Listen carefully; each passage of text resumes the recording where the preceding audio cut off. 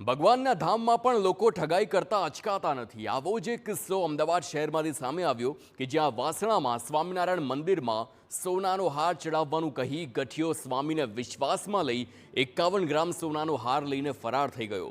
દીકરીને સરકારી મેડિકલ હોસ્પિટલમાં એડમિશન મળશે અને તો 51 ગ્રામ સોનાનો હાર ચડાવવાની માનતા રાખી હોવાનું કહ્યું અને ગઠિયો સ્વામીને મળ્યો હતો અને 51 ગ્રામ સોનાનો હાર બનાવવા માટે ઠગે 6,51,000નો ચેક આપ્યો હતો।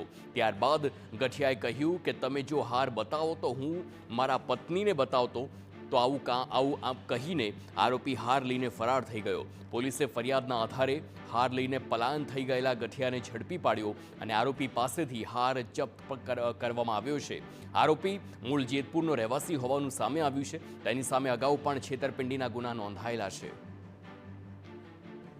51 ગ્રામ સોનાની જે કિંમત થાય એ 6 લાખ રૂપિયાનો ચેક એક્સિસ બેંકનો ધોરાજી બ્રાન્ચનો એમણે ખજાનચી છે એને આપેલો હતો। ત્યારબાદ તેઓ બેઠેલા અને કીધું કે મારી વાઈફ મારી સાથે આવી છે અને એ બહાર ઊભા છે, તમે જો હાર આપો તો હું બતાવી આપું।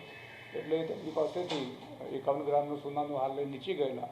તેઓ સ્વામીજીને મળેલા અને કીધેલું કે જે 2 જણા બાપુનગરથી આવવાના હતા એને સળિયાવાળી ગાડી અડી ગઈ છે એટલે મારે જવું પડશે એમ કરીને બહાર ગયા અને સ્વામીજી અને જે મંદિરના અન્ય માણસો છે એ કામમાં પરોવાઈ ગયા।